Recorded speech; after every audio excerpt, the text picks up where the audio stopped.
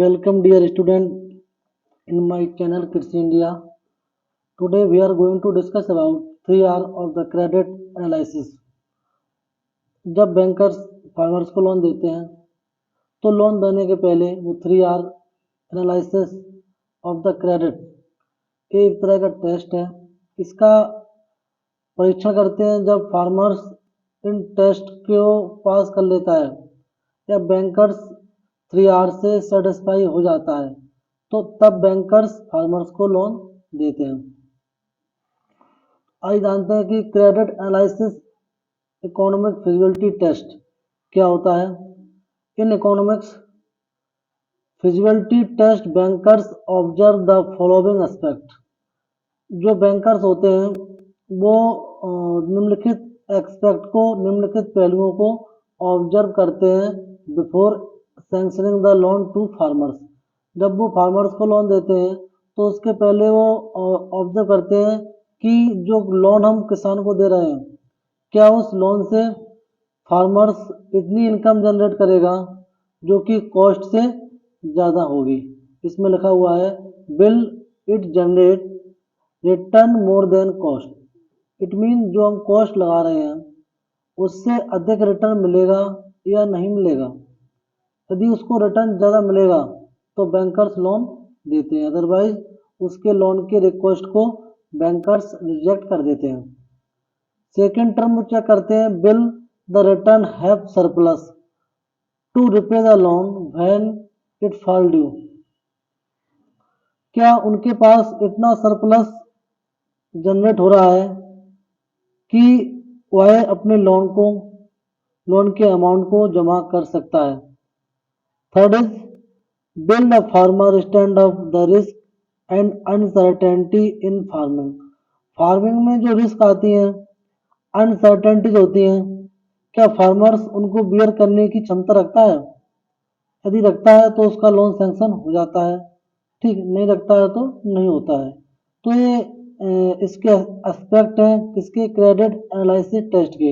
ये टेस्ट क्या होता है, credit analysis test. It mean जब बैंकर्स किसान को लोन देते हैं तो लोन देने के पहले उसकी इकोनॉमिक फिजिबिलिटी का टेस्ट करते हैं।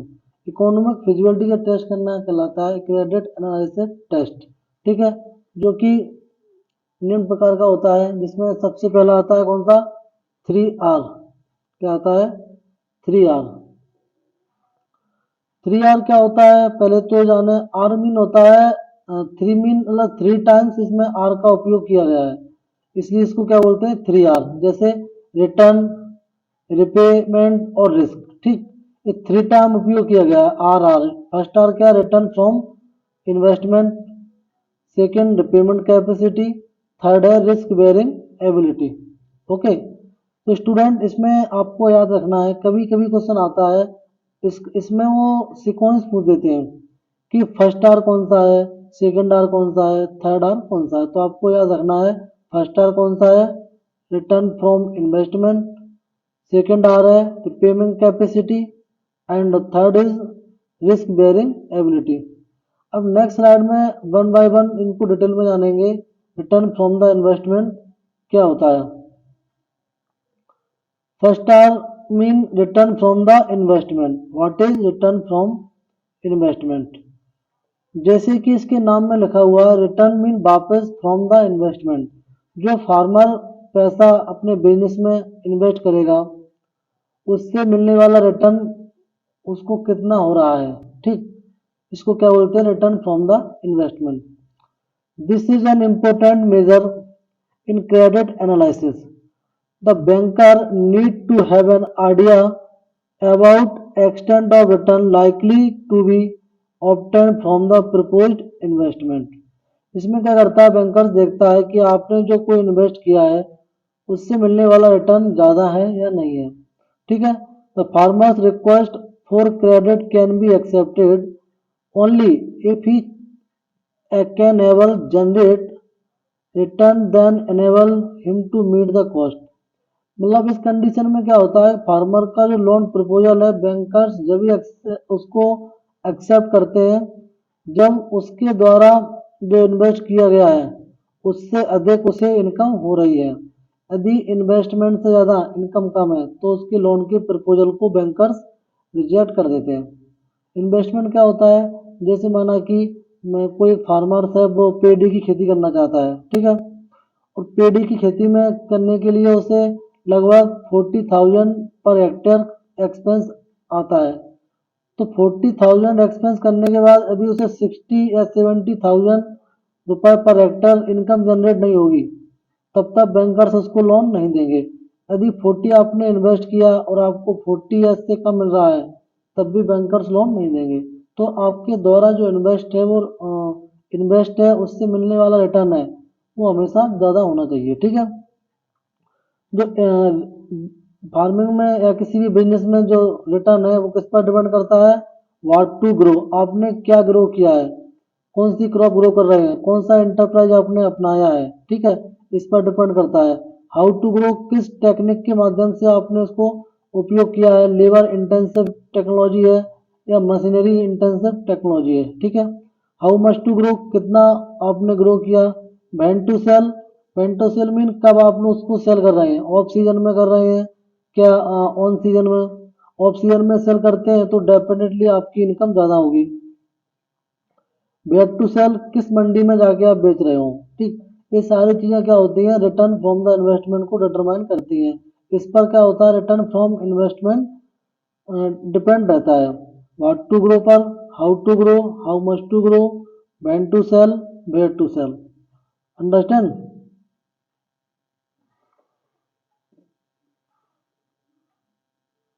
Second R is repayment capacity. कौन सी है, रिपेमेंट कैपेसिटी। फर्स्ट कौन सी थी, रिटर्न फ्रॉम द इन्वेस्टमेंट, ठीक है। अब रिपेमेंट कैपेसिटी क्या होती है, it mean repayment capacity is nothing but the ability of the farmer to repay the loan obtained for the productive purpose within a stipulated time period as fixed by the lending agency। Return from investment का मतलब होता है कि जो landing agency है, मतलब जिससे loan मिला है, ठीक है, उसने एक समय निश्चित किया हुआ कि इस ड्यूरेशन में आपको लोन जमा करना है। यदि आप उस ड्यूरेशन में लोन जमा करते हैं तो आपका प्रपोजल को एक्सेप्ट कर लेंगे।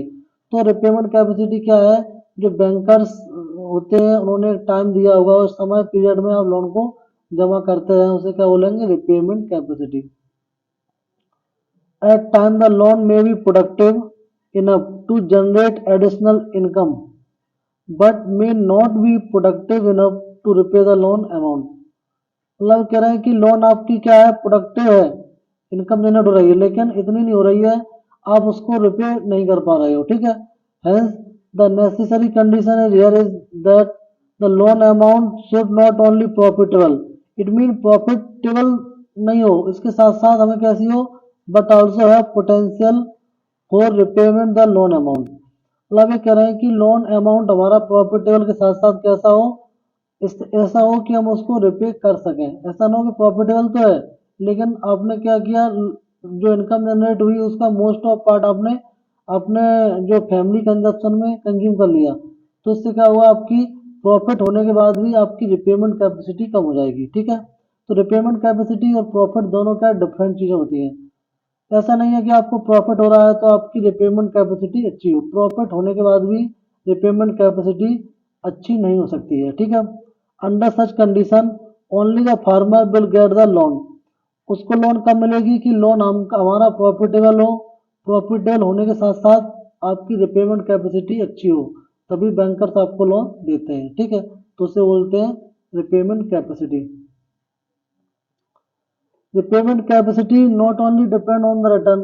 जो रिपेमेंट कैपेसिटी है ओनली रिटर्न पर डिपेंड नहीं करती है but also on several other quantitative and qualitative factors as given below. जो रिपेमेंट कैपेसिटी है केवल रिटर्न पर डिपेंड नहीं करती है, रिटर्न के साथ साथ क्वांटिटेटिव और क्वालिटेटिव कुछ फैक्टर्स हैं उन पर डिपेंड करती है, जो कि इसमें हम बता रहे हैं आपको। यहाँ Y equal to F, x1, x2, x3, x4, x5, x6, x7, ये क्या है, फैक्टर्स हैं, ठीक है। यहाँ पर जो बाई बाई क्या है, डिपेंडेंट वेरिएबल। डिपेंडेंट मीन जो हमारा ग्रॉस रिटर्न है, ठीक, वो किस पर डिपेंड करता है, x1 से लेकर के x7 पर। x1 क्या है यहाँ पर, x1 से लेकर के x4 तक कौन से फैक्टर हैं हमारे पास, यहाँ पर जो फैक्टर हुए हैं the independent variable x1 to x4 are as quantitative factors. x1 to x4 कैसे फैक्टर हैं, क्वांटिटेटिव, और x5 से लेकर के x7 कैसे हमारे क्वालिटेटिव फैक्टर्स। ठीक है, तो x1 क्या होता है, gross return from the enterprise for which the loan as was taken during a season. ठीक, x1 क्या है, जिसके लिए हमारा लोन हमने दिया है उससे मिलने वाला रिटर्न। x2 क्या है, वर्किंग एक्सपेंसेस। x3 क्या है, फैमिली कंजप्शन। x4 क्या है, अदर लोन ड्यू।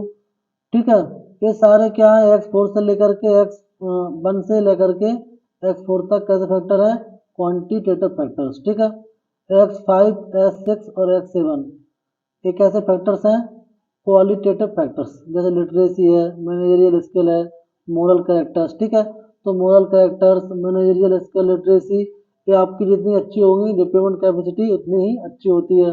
और आपकी जो फैमिली कंजप्शन है, other loan due, working expenses जितने कम होंगे रिपेमेंट कैपेसिटी उतनी ही अच्छी होती है।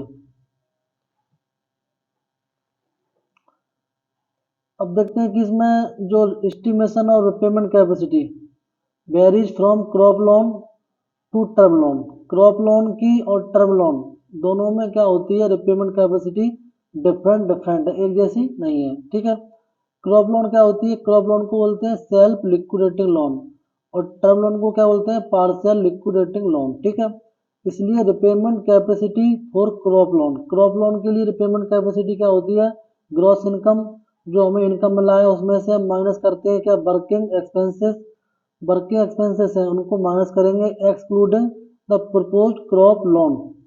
मतलब जो प्रपोज क्रॉप लोन है इसको हम खर्च इस पे एक्सपेंस कर रहे हैं उसको इसमें से इसमें इंक्लूड नहीं करते हैं।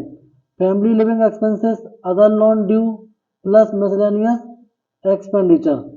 Okay, and repayment capacity on term loan, term loan की क्या होती है, ग्रॉस इनकम माइनस इसमें से माइनस करते हैं working expenses, family living expenses, other loan due plus miscellaneous expenditure plus annual instalment due for term loan. Okay, तो repayment capacity term loan के लिए और क्रॉप लोन के लिए दोनों में कैसी है, डिफरेंट डिफरेंट है।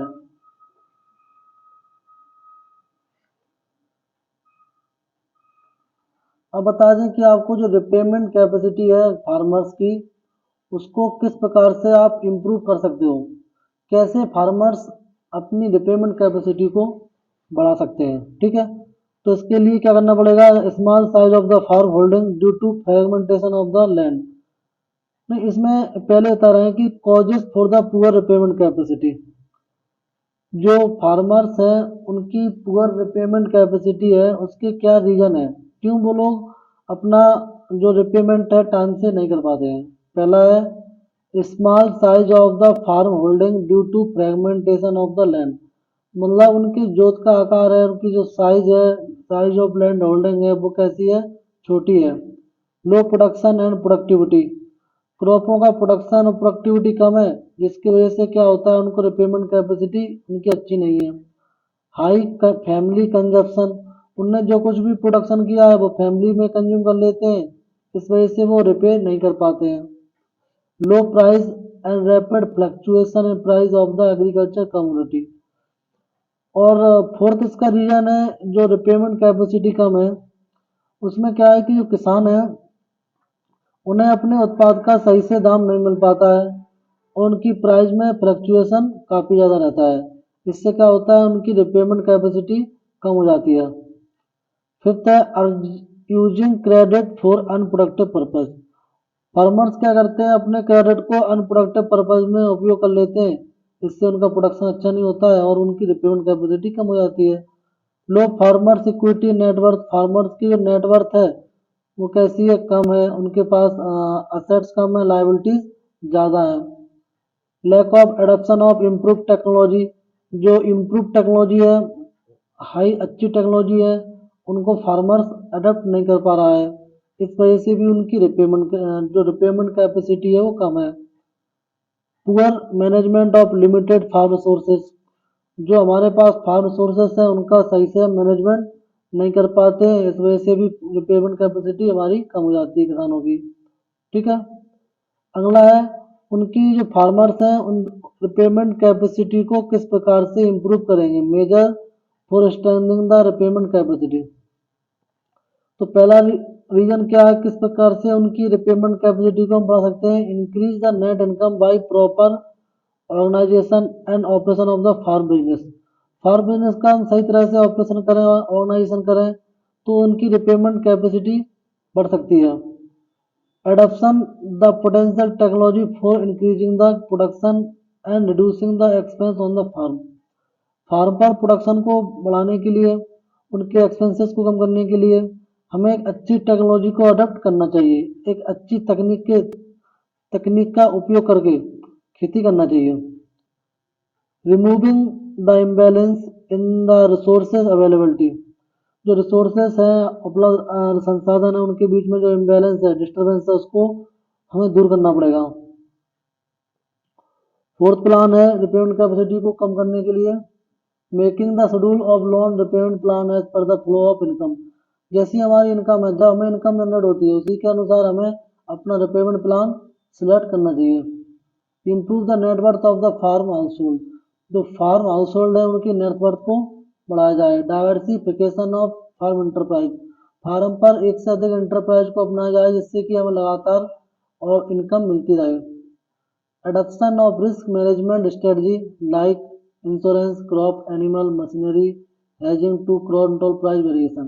ये कह रहे हैं कि जो रिस्क को कम करने की स्ट्रेटजी होती है, क्रॉप इंश्योरेंस है, ठीक है, इनको अपनाना चाहिए। इससे क्या होता है, बिजनेस में आने वाला जो रिस्क है वो कम हो जाता है। थर्ड आ रहा है risk bearing ability.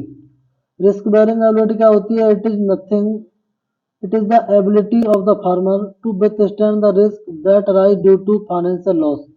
Risk can be quantified by statistical measure technique। जो रिस्क होती है बिजनेस में, कोई रिस्क आती है तो उसको रिस्क करने की क्षमता किसान के अंदर होना चाहिए। यदि उनके अंदर रिस्क बेयर करने की कैपेसिटी है तो इस कंडीशन में बैंकर्स फार्मर्स को लोन अवेलेबल करा देते हैं। जो रिस्क कैपेसिटी है उसको मेजर कर सकते हैं कोएफिशिएंट ऑफ वेरिएशन, सीवी को कैलकुलेट करके। कोएफिशिएंट ऑफ वेरिएशन किसी बिजनेस में जितना ज़्यादा आएगा रिस्क की पॉसिबिलिटी उसमें बढ़ जाती है स्टैंडर्ड डेविएशन से। एंड प्रोग्रामिंग मॉडल, ये 3 टेक्निक हैं जिसके द्वारा रिस्क को हम मेजर कर सकते हैं। Some source of risk, risk कौन कौन से होते हैं, जैसे production risk. Production risk mean जितना हमने प्रोडक्शन एक्सपेक्ट किया है उतना प्रोडक्शन किसी रीजन वर्ष या इंसेक्ट का अटैक हो सकता है, ठीक है, या डिजीज लग सकते हैं, या वैरायटी का सही उपयोग ना होना है, उसका जो इन्वायरमेंट है उसमें सूट ना करना, इस वजह से क्या होता है प्रोडक्शन कम हो जाता है, तो उसे बोलते हैं प्रोडक्शन रिस्क। टेक्नोलॉजी का रिस्क, हमने कोई टेक्नोलॉजी नहीं अडॉप्ट की लेकिन वो टेक्नोलॉजी हमारे लिए लॉस हो गया, उससे उससे हमें अच्छा प्रोडक्शन नहीं मिला, तो एक टेक्नोलॉजी का रिस्क बोलते हैं। पर्सनल रिस्क, हमारी खुद की वजह से कोई व्यक्तिगत पर्सनल रीजन है हमारा, या हमने सही से देख रेख नहीं की, इससे भी क्या होता है प्रोडक्शन घट जाता है, तो उसे बोलते हैं personal risk. Institutional risk mean कोई संस्था है उसके द्वारा कुछ पॉलिसियां हैं, गवर्नमेंट पॉलिसी है, उसमें चेंजेस कर दी जाती है जो कि हमारे लिए किसान के लिए फेवरेबल नहीं है, ठीक है, जैसे टैक्स का लगा देना, तो टैक्स भी क्या है इंस्टीट्यूशनल है, इससे क्या होता है रिस्क अराइज हो जाती है। वेदर अनसर्टेनिटी मीन पानी का बरसना, ठीक है, इससे क्या होता है क्रॉप की जो प्रोडक्शन है उस पर इफेक्ट पड़ता है, प्रोडक्शन कम हो जाता है। प्राइस रिस्क मीन जब क्रॉप ने फसल हार्वेस्ट की उसमें प्राइस बहुत कम हो जाए या उसे अपने उत्पाद का सही दाम न मिलना, इसके वजह से जो रिस्क आती है उसे बोलते हैं price risk. Repayment capacity under risk कैसे निकालेंगे, इसको कैसे निकालते हैं, depleted gross income minus working expenses excluding the propose crop loan, family living expenses, other loan due, miscellaneous expenditure. इस फार्मूले के माध्यम से जो रिपेमेंट कैपेसिटी है अंडर रिस्क कंडीशन में कैलकुलेट कर सकते हैं। अब बात आती है कि जो major to strengthening the risk bearing ability, जैसे हमने बताया था कि रिपेमेंट कैपेसिटी किस प्रकार से बढ़ेगी, वैसे रिस्क बियरिंग एबिलिटी फार्मर्स को किस प्रकार से हम मेजर कर सकते हैं। Number first, increasing the owner's equity net worth, farmer की नेटवर्थ है उसको बढ़ा करके। Reducing the farm and family expenditure, farm और फैमिली एक्सपेंडिचर है उसको कम करेंगे, इससे क्या होगा, रिस्क बेयरिंग एबिलिटी हमारी बढ़ जाएगी। Developing the moral characters, farmers में कुछ मोरल कैरेक्टर हैं जैसे ऑनेस्टी है, इंटीग्रिटी है, डिपेंडेबिलिटी है and feeling the responsibility etcetera. All these qualities put together also called as a credit rating. Fourth है undertaking the reliable and stable enterprise, हम ऐसा एंटरप्राइज अडॉप्ट करें जिससे हमारा नुकसान है, लॉसेस की पॉसिबिलिटीज कम से कम हो और हमें लगातार स्थिरता से इनकम मिलती रहे। Taking up of crop, live stock and machinery insurance, risk को कम करने के लिए हमें मशीनरी का, लाइव स्टॉक का, ठीक है, क्रॉप का इंश्योरेंस कराना पड़ेगा, इससे हमारी जो रिस्क है वो कम हो जाएगी। तो ये आपका 3 टॉपिक कंप्लीट हुआ है। आशा करते हैं कि आपको टॉपिक पसंद आया होगा। Thank you very much for watching this lecture.